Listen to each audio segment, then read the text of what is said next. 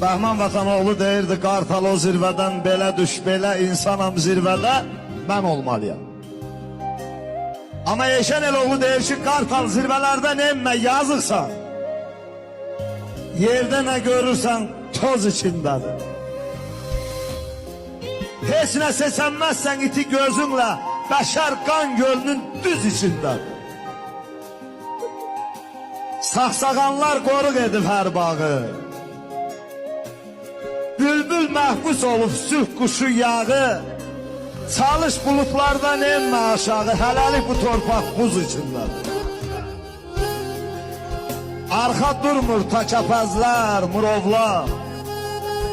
Biraz da qalx, çatır sənə alovlar. Dünən asanlıqla etdiyim ovlar bugün qırılmayan qoz içindədir. Ay niyamətin bu zülmən nə vaxtsa günah.